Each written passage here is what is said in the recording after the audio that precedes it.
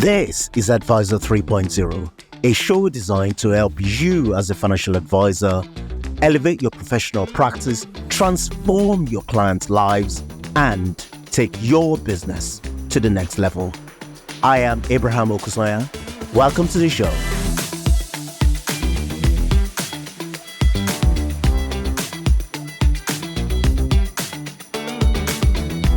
My guest today has gone from a career in the military to building a great financial planning business.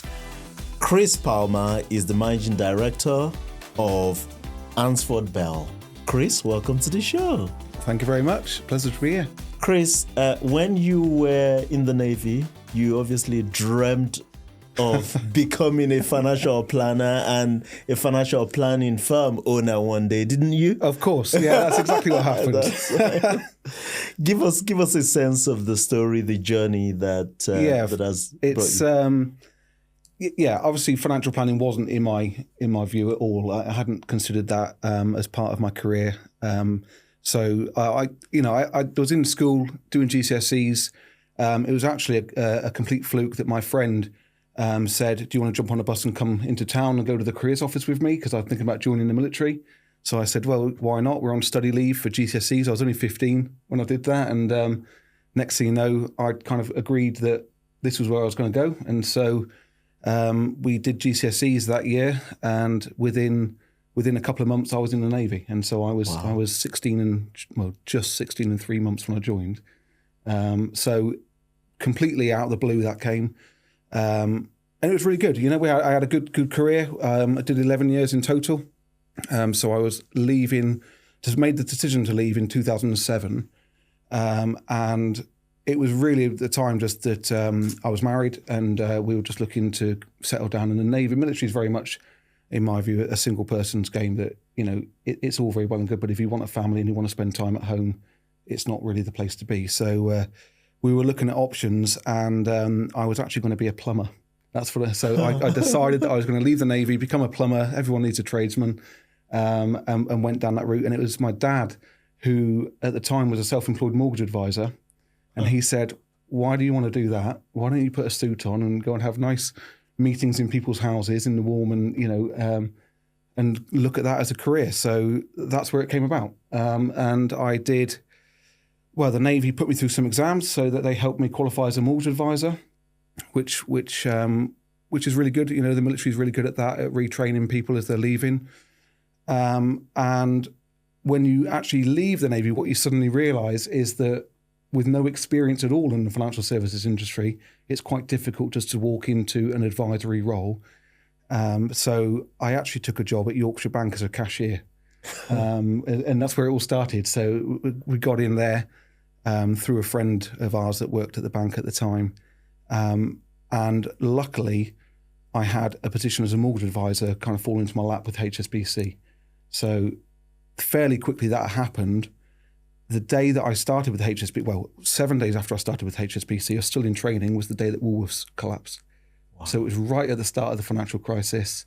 A real kind of baptism of fire, really, to see, you know, not sure what the future held at all for advice as a whole. And luckily enough, HSBC didn't make redundancies. They said, you know, you're in, we'll stick with it. We're going to carry on training. People will still need mortgages. So that's where that came about. But quite a transition. Yeah, you know, we had a big change from, you know, my job in the Navy was to shoot guns and teach people how to march. Right. And you know, coming out of that and moving into financial services is a completely different kettle of fish. So fascinating stuff, and I want to go on this journey with you. So, but let's pause there. Yeah. You know, 2008, 2009 financial crisis happening. You were at HSBC, and we'll come back to this. But before we do, is there anything that you bring from the military that you found useful, especially in those early days of being a cashier in the bank? Yeah. I think so. I think there was a lot of the discipline that came from the military, the respect of people more senior to you. It just meant that, and particularly when I was moving into that role and where we were, it was up in Leeds, is where I started working in the banks. it was quite a novelty up there. There's not many people leaving the military that were looking to move into banking, and so it was seen as quite a an attractive offering for somebody who was recruiting. Say, look, if we take this guy in, he's going to have, probably you'd think he'd have good values instilled to and be punctual. All the things that's it. That actually, if somebody's starting out, you want to know that they're going to turn up. You want to know that they're going to work hard. That they're not there to cause trouble. They're there to actually progress and do well. And I think that the background of the military really helped with that. Certainly with discipline. And I think what it also helped with was the almost like personal target setting. Right. So it in the military, a lot of people, they have career paths defined for them, and they have aspirations of where they want to be. And so when I left, I knew that that's the same thing. I wanted that again. I wanted to know that I had a future. I wanted to know that I could progress through what I was doing. And I think, all of that really helped me to put pen to paper and lay that out. Cool. So 2008, 2009, you're at HSBC. The world was crumbling. It was interesting. How do you go from that to today? Give me a quick... Yeah, so a rundown. So it's I learned the basics with HSBC. Yeah. It was difficult. There wasn't a lot of business coming through. I wasn't overly happy there. I think that some of the products that they were offering just didn't fit right in my opinion. But it was another chance encounter really, that I bumped into an old school friend at a wedding, and he said, "You really need to give me my CV." And I'll give it to my boss. And he was working for Lloyd's TSB at the time. So the next thing happened is that I managed to get an interview back down in Devon. So it was a move from Yorkshire back to Devon for us to go into Lloyd's TSB as a financial advisor. Wow. And at the time, that was pre-RDR. So qualifications levels were certificate level. So it didn't take much retraining to increase to that level. It was a good move. It got us down there. We working out of a couple of branches in Devon, and just got me on that track of actually delivering financial advice rather than just focused to mortgages or insurance. So this was in 2000 and... That was 2010. 2010. Late 2010, we moved down south and took that role. And RDR was the next big thing that came along. So RDR... And a lot of people were in the banks around RDR in bank assurance, and the banks promised that it wouldn't make a difference, that they would look after us. We all went on a conference to Mansfield, which was ridiculous when you think about it, because they took us all up there and promised us a future. Yeah. And within 3 weeks, I was sitting in a little office in Exmouth saying, "Here's redundancy," or go back into the personal banking world. Wow. And although I only had a couple of years experience at the time, the redundancy package that they offered, or the severance package, was enough that it gave us about we worked it out about 6 months, and we said, look, we can try and find something else. 6 months. If not, I'll try and find, get back into the banks or do something like that. And it just so happened that there was this vacancy, a job opportunity that appeared at Hansford Bell. All right. So the previous owners, the founders of Hansford Bell, they were expanding just after RDR. They'd moved into a new office and taken over a client bank, so they needed somebody else. And that was in Tavistock. And so Tavistock's my hometown. That's where I grew up. Yeah. So it worked out, destiny, whatever you want to call it, but it just felt like it just fitted really, really nicely. It's like, actually, this is a real homecoming.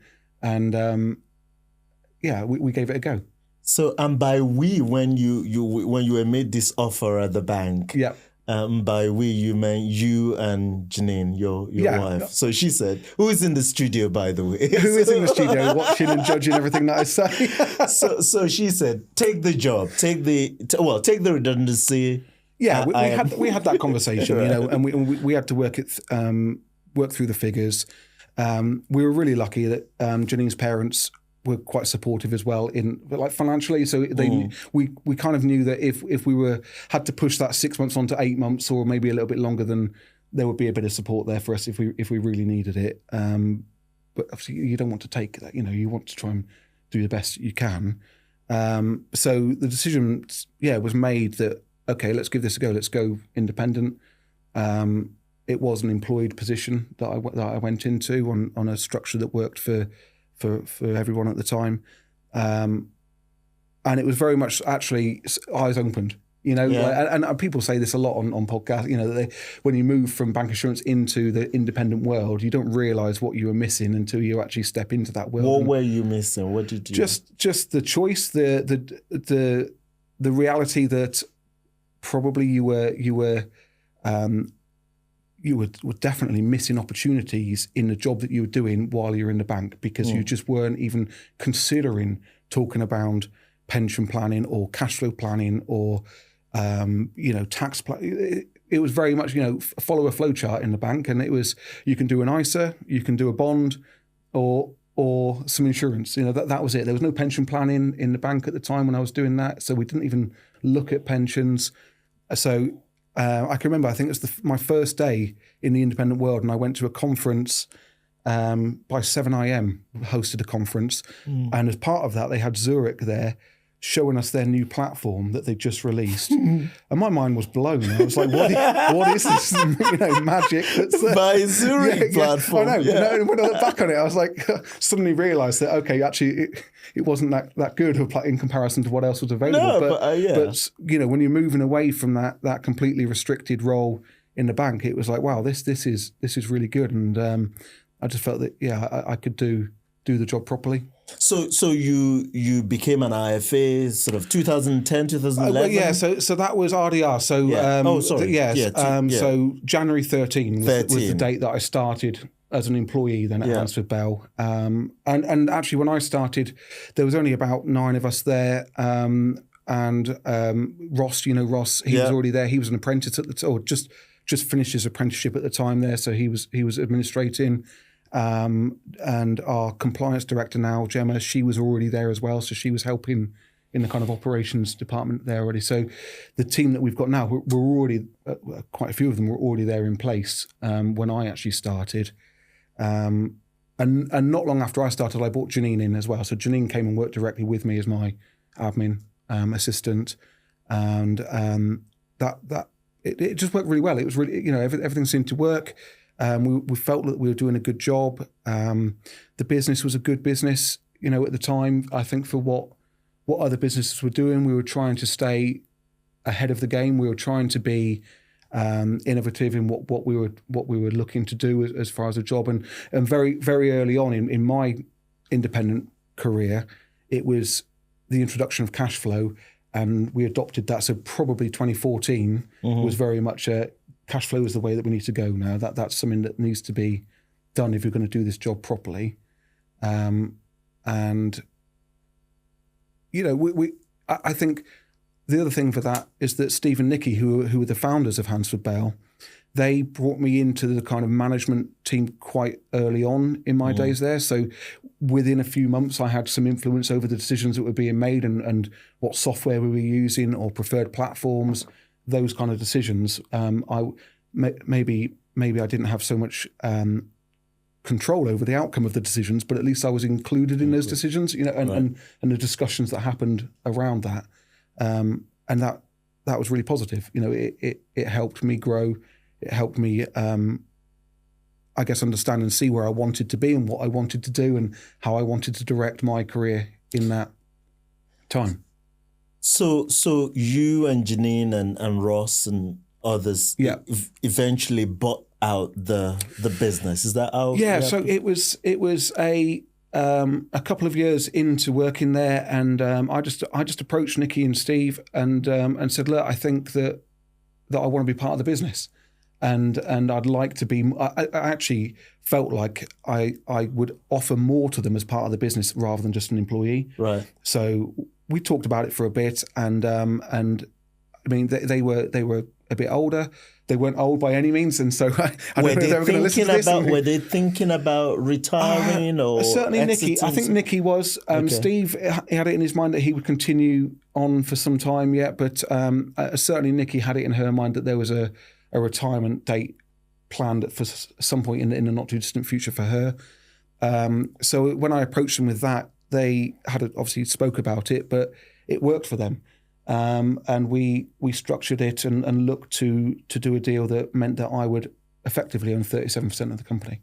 And buy them. What year was this? Just out of it? So it actually completed in 2016. Right. That completed, Okay. but it took so 18 months. 3 years after you joined. Wow. Yeah, so it took 12, 18 months of actual negotiations, and the biggest difficulty that we found was actually getting the money to buy them. Because they needed, for it to work for them, we needed to find a lump sum. It wasn't just a deferred consideration package that was done, so there needed to be some finance involved somewhere for that, and that was the hardest part of it. But we got something arranged which worked, and from 2016, I was a director. Right, and then you ultimately retired both of them, and so not long after that, Nikki did actually then decide that she was going to step away from seeing clients. She didn't retire; she was still a director, so she ran the compliance and operations side of things. But her time with clients, she felt was done, so she wanted to step back from that, and that worked quite nicely with Ross and Becky in the company, who at the time they were employees. They were partly qualified, if not already qualified, I think, when that had happened, and so the idea was that Nikki could transition her clients to them, and they could move from becoming what they were, paraplanners at the time, really, into advisors. So that transition happened really nicely, and that was all done within a couple of years, really, of me becoming a director. And I think just because of how it was going and the directions we were taking, and that, obviously they saw something in me that they wanted, that they felt that it was in safe hands. So in 2018, Steve then actually handed over managing director to me. So he's still part of the business, still saw clients, but I took over as managing director, and worked then a lot more on the vision and where we should take the company going forward from there. How does it feel? Because I'm writing down the timescale as you're saying it. You joined the military at 16. Yep. Spent 11 years. Then you left the military in 2017, and 10 years later, you were owner, managing director it of a financial when you put it like firm. that, it's quite quick. It's incredible. A lot of change, and it took you you took 3 years from when you left the military to yeah. 3 years from leaving the military to going into through the banks to becoming independent, banks, and then you left the bank. You joined, and a few years later you owned the thing with. I think the speed at which it happened, becoming part of the business and then managing director, that was faster than I thought that would happen. But it just got to the point in around when we started talking about becoming part of the business that, I'd already built quite a good client base by that time. It wasn't huge, but probably 50 million. Being or a plumber. Yeah, exactly that. And my dad says that a lot. He says, you could have been on your hands and knees under somebody's sink with the spiders, and here you are. But no disrespect, please. No, absolutely not. But it's complete change and different route that I ended up taking. But whatever it was, I just think that I wanted to progress. It was clear that people could see that I wanted to progress on, and I think Nikki and Steve saw that as well, and thought that actually for the business to continue, I think their thing was that they wanted the business to have a legacy and not to disappear. So they didn't want to have to sell to Succession or whoever it was at the time that they were getting emails, I'm sure, with offers. And I think for them, this was just a way that they could see what they'd built continue, and continue in the way that they wanted it to continue. That we were working in a way that they'd obviously built that company to start off with, and we were following the same sort of values. And some of the work that we did together, Steve and I, we spent a lot of time talking around the direction to take it. We both qualified as registered life planners with Kinder Institute, so we went down that avenue, and thought that we wanted to offer something different and comprehensive. Paul Armisen was a big influence on us as well, so we went to a lot of his conferences and engaged with the Inspiring Advisors package. Steve and I were very much aligned on that and felt that that was the way that we wanted to go, and that full cash flow, proper planning advice is right and the right way to do things. And okay, yes, on the back of that, there was usually some sort of product or platform that falls into place at the end. But if you can do the first part of it right, that part of it's quite easy to do then, because it's just matching something to the need rather than, the interesting bit, isn't it? The interesting part of the job is sitting down and understanding what clients want and where they want to be, and you then getting to present that to them and show them that they can do it, or they can't, but being honest about it and having those discussions and saying, maybe managing expectations a little bit with some clients. So give us a picture of Ansel Bell today, where the business is. Yeah. I like metrics because I think it helps me and others understand the business. So let's start with people in the business, advisors, the support team. What does that look like? And then let's walk into clients, households, maybe AUM, revenue. Just give us a picture of Ansford Bell as a business today. Yeah, no problem. So, staff, staffing wise and the size of the company. So there's 19 of us in total at the moment. There's 6 directors.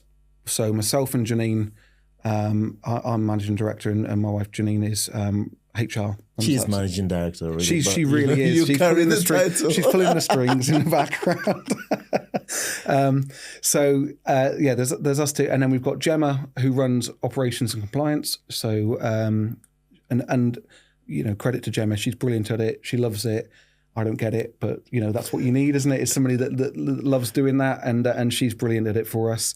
And then we have Ross, Becky, and Emma, who are the other directors. And they were brought in. So we did the management buyout completely in 2021, and that's when they came in as directors. And the idea was that I wanted to. They were already in quite senior positions, had their own client banks, and it made sense to bring them in to the business because we were already working on things together. We were already looking at the future, so that's why that happened. And they all had their individual qualities that would work. So, let's say Gemma's great at compliance. Emma's very good at networking and going and meeting people. And Becky is like honestly the pinnacle of financial planning in my mind. Like her knowledge is amazing, and we all go to her as our fountain of knowledge in for cases that we're not sure of. And I've got to mention Ross because I've mentioned everybody else now, so I've got to say something about him. But Ross is he works a lot on the strategy with myself. So Ross and I have a lot of time together, just talking about where the direction we want to take the company. And then Janine and the others come in and put us in our place sometimes, or they tell us that that's a great idea and go with it. But so that's the ownership of the company now. We've got a power planning hub. So we used to very much have separate teams where every advisor would have a power planner and an administrator. It just that worked out for us that the business became quite fragmented, and that we had a little bit of competition, unhealthy competition in the company, and that, my clients are better than yours, or I wouldn't want to work with your clients because they're too. It wasn't healthy. So we changed it and created a power planning hub, which is Paula, Tori, and Hannah now, where all the work comes into them. They distribute it based on their workloads, and that works really nicely for us. And then we've got administrators that work individually with us, running our diaries, running our lives, really, helping out with reception and cover and so forth. And then we've got some other advisors. So we've got David that works for us down in Camborne in Cornwall. He came to us, just wasn't having a great time where he was, and he's been with us now for nearly 10 years, I think, and it just worked for him. It was a nice change, and he's been given the freedom to kind of lead the lifestyle that he wants and do the business that he wants, which has worked really nicely for him. And this year we've actually just started some expansion, so we've had some new people join us, a self-employed advisor, an AR, and another employed advisor. So we've gone down all 3 avenues this year with the recruitment drive, and touch wood, so far that's all worked out quite nicely. They seem to be happy. We seem to be doing the right things for them. They're liking the way that we work. They like our processes, and so it seems that we seem to be offering a home that people are liking while they're there. You know, I think one of the conversations that Ross and I had is that if we're looking to expand and we're looking to take more people on, it's down to us to make sure that they want to stay once they're here. And if we get people in the future looking to leave, then that's on us. It's not on them. We need to make sure that we're a home that looks after them in a way that they don't ever want to leave until they're ready to retire. And that's one of the key kind of priorities, I think, for us, is to make sure that we're delivering that. So because you are completely crazy, you want to expand this self-employed network idea. Is that how you would call it for advisors? Yeah, so that's just, it was an idea that we came up with, and like I say, earlier this year we had... Who came up with well, Ross and I think probably more Ross actually came to me. And then initially. you allow this? I'm joking. We kept it secret until we knew it was going to work. That's what. But yeah, Ross first said he had a contact because at the time we were looking at acquisitions. We got put in contact with somebody because we were working with brokers, and they put us in touch with this guy. And they just said, look, have a conversation with him. And it is quite often the case when you actually have the initial conversation, it's completely different to what you've been told by the broker that set that conversation up. So we found out that he wasn't looking to retire. He didn't want to sell his clients right now. He actually just wanted a bit of a better home to where he was at the moment, and the more autonomy to be able to go and do the work that he really wanted to do. He was being, his compliance burden was too much where he was. He was being stifled. He couldn't do business because of the company he was working for's view at the time of consumer duty and just what that was doing. So that fell into our lap almost a little bit, and we said, well, look, come and work for us, and it worked really well. And that's where that conversation led us. Well, look, this has worked here, and he's really happy. Can we not offer this to more people? Because actually, for us, we've got the capacity to do it as far as operations and compliance go. We've got the skills, I believe, inside the company to be able to support people and, enhance their abilities as advisors if that's what they want or if that's what they need. We've got power planning hub. We've got administration if we need it. So we felt that we had the infrastructure in place. Why can't we offer this out to more people? And that conversation then led on to, okay, well, if we were looking for this, what would we want it to look like? What's fair? If I was a self-employed advisor or working for a network, what would I want if I was going to move? What's going to, make that decision for me? And that's what Ross and I spent time doing. We sat down, we worked through it, and decided about how that looks, and the fact that the self-employed option we feel for us works well because of the brand. We're trying to build a brand internally, and actually, getting people working with that brand, they can benefit from that. The website's already there, those sort of things. The compliance oversight, yes, we've obviously got a centralized investment proposition, but we're very much open to ideas because we're independent, and we should be open to ideas. We're like, what's the point in having an investment proposition that just says, no, this is what you're going to be doing, and if they want an ISA or they want a pension, it's going to go on that platform into those funds. That's great, and it works for some clients, but you need to be able to offer alternatives. And my view is if you're saying you're independent and truly are independent, you've got to be open to that. So our view is if anybody is working for us, if they want us to consider an alternative somewhere else and they've got a justification or reasoning behind that, we're going to consider it. And it might well then end up as part of that investment proposition that we're putting together.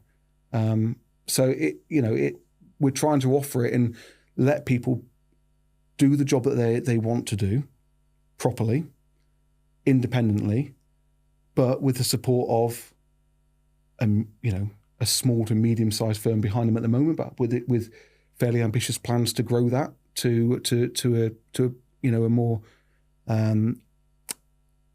I guess just growing it outside of the locality we're in at the minute, so becoming a bit more of a brand in the southwest, becoming a little bit more known, a little bit, have a bit of a reputation that, if you are going to work for us, then you're going to be doing a good thing, that we're going to be doing a good thing. You're going to be delivering a good service, offering good products. Everything that we do as the core Hansford Bell, we believe that should be available for others to come and join us and become part of that. And if we can support it, then great.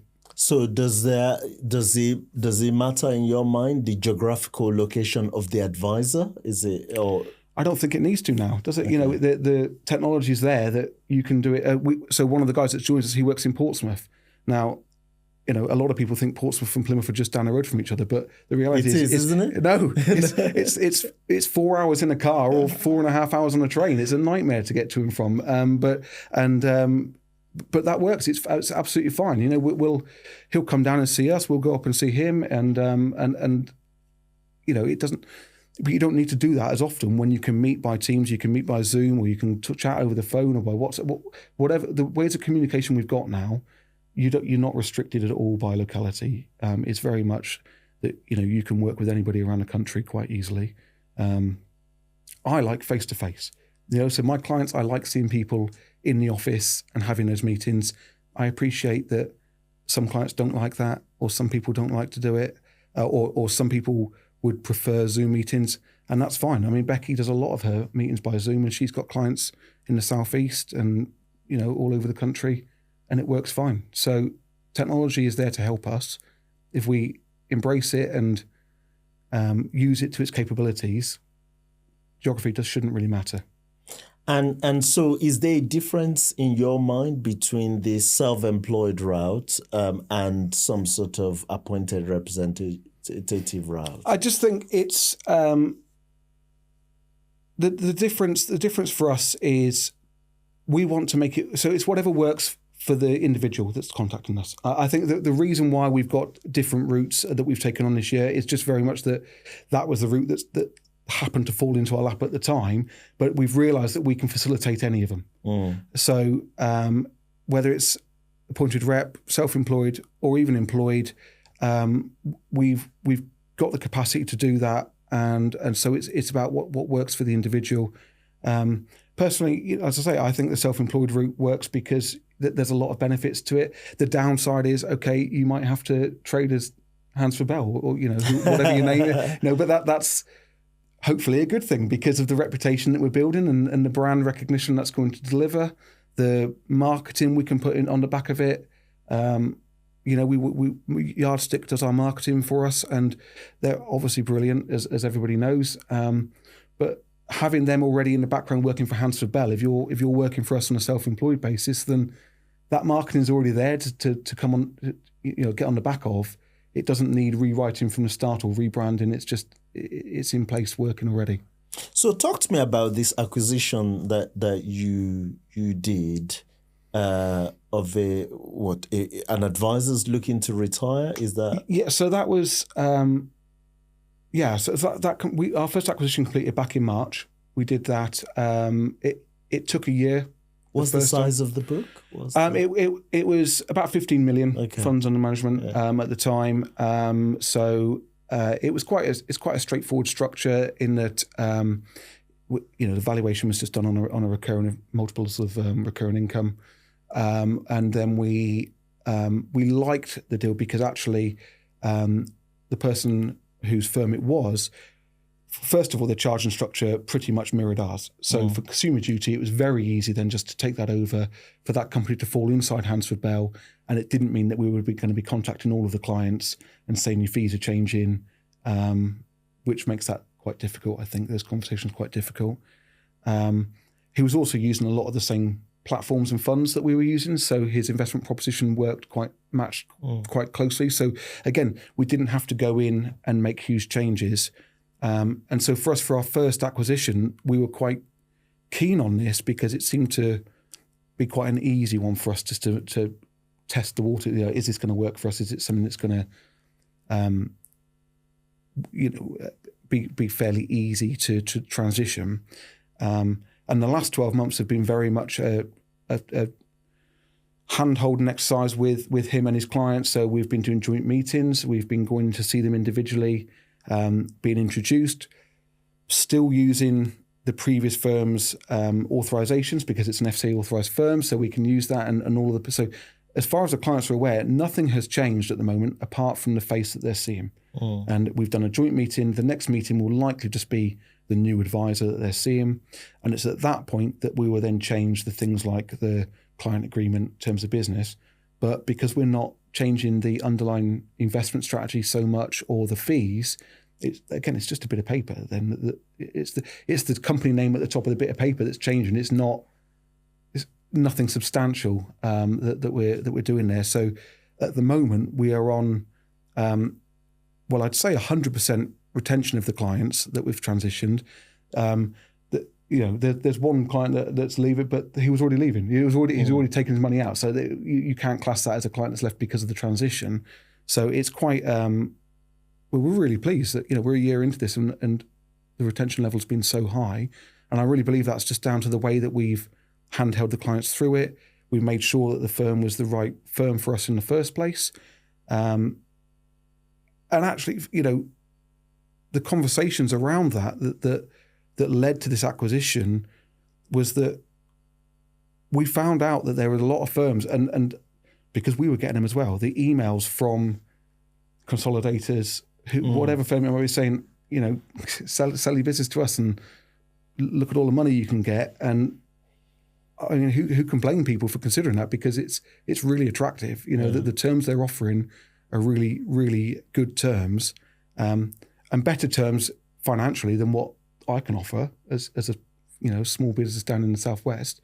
But what we found was that the conversations we were having, it wasn't just the money that people were interested in. It was very much about what was going to happen to the clients after the deal was done. And I don't know whether this is geography related or not, but in the Southwest, we're running businesses out of little towns dotted around Devon and Cornwall. The reality is we are walking past these people in the street, on a regular basis. And, some of the friends, or, you meet them and you treat them as friends. People go for lunch with them. It's very close. And so the conversations were that they didn't want those clients to be then left with a remote telephone-based service or with a firm that just wasn't following the same kind of ethos or same principles that they had previously. And that's where our conversations then went, look, I think we can do something here. We are a fairly small family-focused firm. We've got capacity. We can do this in a way that means that we can help people into retirement, but look after their clients in the way that they've always been looked after. And because we're in the Southwest already, we can come down and we can go to their house and sit down and have their meetings in their front room if they want to, or they can come to our office, whatever works best for them. But that just seems to hit a nerve with the people that we were talking to, that actually that's what they wanted. That was more important than the 8 times recurring or whatever they've been offered elsewhere. That they wanted to make sure that the clients were looked after. So you've had, really a very busy. You've had busy last few years. You've done a management buyout. You've done an acquisition. You've taken on, sounds like, 2 or 3 advisors in that period. You've now launched the the self-employed route for advisors who want to join. Where are you taking this? What is the? I haven't got a specific, where am I going to take this? What am I trying to achieve by it? What I do know is that I want Hansford Bell to continue. I don't want it to disappear.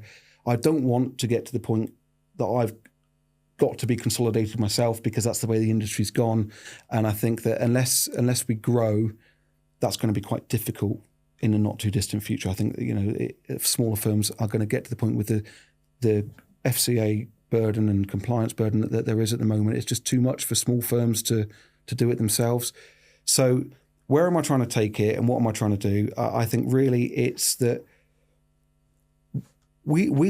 I truly believe that independence is important, and true independence is what I mean by that. Not independent, but actually I'm only offering these couple of products over here. It's being truly independent. And I think that the smaller boutique firms that are dotted around the country are a great thing for that, because having those little firms, or not little firms, that's the wrong word, isn't it? That's derogatory, but it's, the smaller firms doing their own thing that absolutely is right for them. And some people just are happy in the lifestyle and that lifestyle business that they've got, which is brilliant. But because of that, they're doing a good job for their clients. They're really looking after their clients. And the less of those that are around, the less of the more restricted that independence becomes. And so if we can help people offload some of that burden that they've got at the moment and help them on that side of it by them coming to join us in some way, then that's got to be a great thing, because it means that then they can do their job, they can carry on doing an independent role. It creates competition, having smaller firms out there that are doing their own different thing, because it helps keep fees down, which is brilliant, because that's great for clients. Price is always a key consideration, and we've always got to be keen on what we're charging and that it's fair. It means that it keeps people on their toes. That people have to be innovative and keep on top of new products and inventions as they come out, because if they don't, they'll be left behind. And all of this I think is great for our profession. If we just end up being 4 or 5 big national firms, then a lot of that's going to be lost, and that's what I don't want to see happen. What helps us with this is that we are a fairly young team. So I mean, I'm the oldest. Actually, that's a lie. Janine's the oldest director, but I don't say that very often. I'm only saying it because she's in the room. I'm the second oldest director by a couple of months, but. So, but I'm mid-40s. The rest of them are 10 years behind me. So as far as longevity goes, when people are looking to retire and we can step in and help out with that in some way, it means that they know their clients are going to be looked after for the next 20 years. They're not just going to be handed over to somebody else that then actually they're going to retire in 3 or 4 years' time. And there's this transition of advisors and firms that happens that way. I think that if we do this right, attract the right people in, do it in a sustainable way, we're not overcommitting ourselves. We want to make sure we've got the infrastructure and the admin in place to be able to do this properly. But if we can get all that right, then Hansel Bell will hopefully be around for a long time to come. And I think that the way we're I guess age profile helps a little bit with this as well, because we know we've got time ahead of us. We are keen to embrace technology. We're keen to stick, look at new trends as they're coming through, and be quite innovative in the way that we're working. So things like AI, we don't need to be scared of AI. It's there to help us do our job. But I know there are people out there that are a bit scared of it, that are thinking that suddenly we're all going to be out of a job in 5 years' time. I don't believe that's the case personally, because I think the personal values that you get from seeing somebody face to face or through video and actually having those conversations is something that AI is never going to be able to do. But it can save a huge amount of time, which means you can become much more efficient. You can spend your time with the clients, and I just feel that we're in a good position, and that if we can grow in a sensible way, then we can be around for some time to come, and that's what I want. In building the business, growing a team, what have you found to be most challenging? Getting the staff right, I think, has been challenging. And I say that because it took us some time to do that, right? So we had a period of time, and it's not secret. It's anyone that knows us as a company or has worked there knows that it wasn't particularly the best place to work pre-COVID. There was a period of time where it was quite fractured in the office, that we struggled with different teams and just the internal politics that were going on, and it got to the point where there were some people that left, or it just wasn't a particularly great place. You know, you didn't jump out of bed in the morning and think, yeah, I can't wait to get to work, and it's going to be a nice day, because you knew that there was going to be some issue that was going to happen that day. And you know, we didn't have to do any redundancy. We didn't lay anybody off or make changes in that way. But what happened is that just naturally people leave and move on. They find other roles. And what we made sure is that we built the support team around us that were people that we knew had Hansel at heart, that wanted the business to do well and follow us on our plans. That got on with people in the office. That we all. I think what am I trying to say here? What I'm trying to say is that what we've done, we've worked on it to get to the point now that the team that we've got are, and this is so corny and cliche, isn't it? But it's like a little family, and you know, we really do get on. We love our get-togethers. We have summer do's and Christmas do's and and things like that, where we can socialise a lot with each other.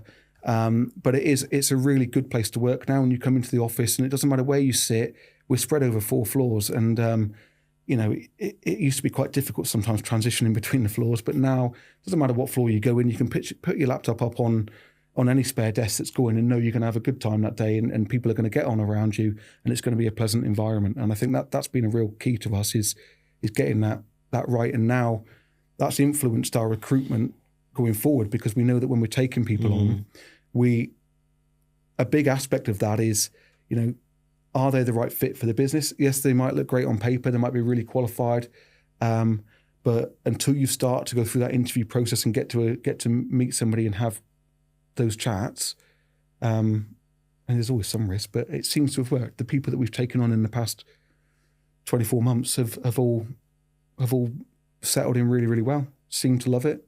I mean, you don't know what you don't know, I guess, but they're all still there at the moment.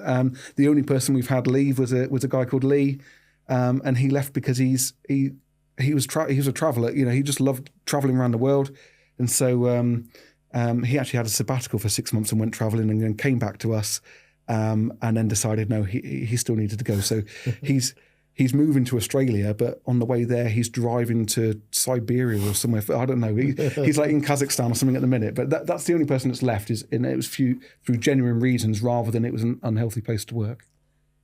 You have a magic wand. You can change one thing in this in the financial advice profession, or even the wider industry. You can only use that magic wand once, and you change something. What is it?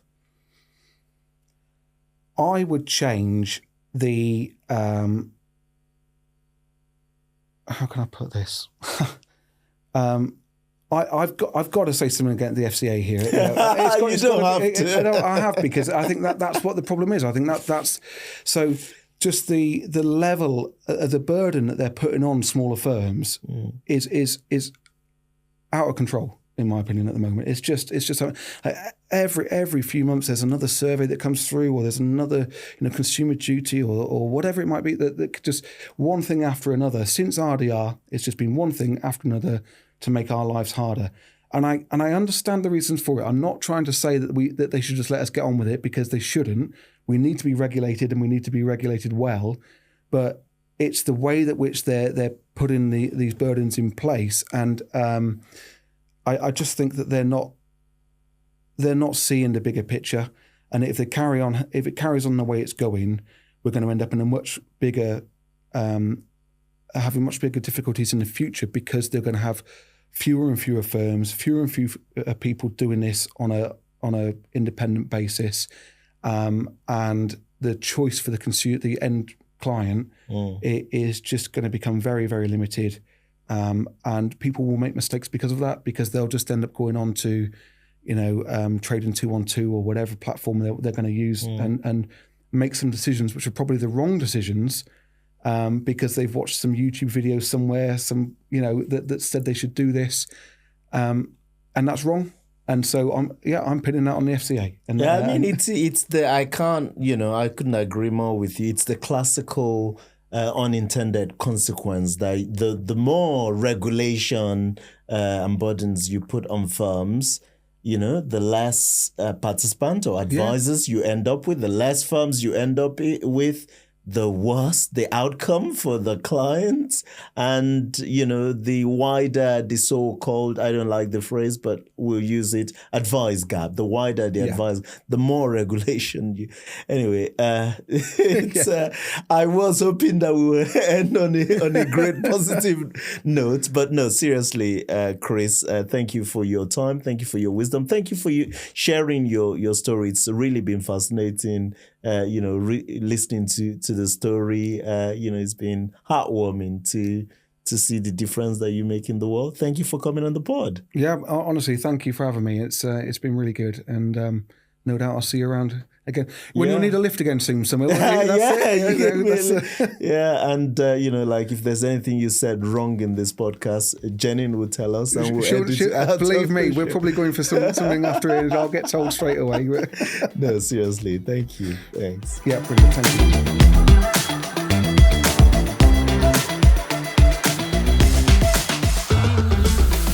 That's a wrap on today's show. Massive thanks to my production crew, especially Jake Osha, Melissa Canham, and the entire team. And of course, to our sponsor, Timeline, the market-leading provider of integrated planning technology and model portfolio service to advisors. I do hope you've enjoyed today's show. Head over to Apple Podcast and give us your review there. Until next time, goodbye.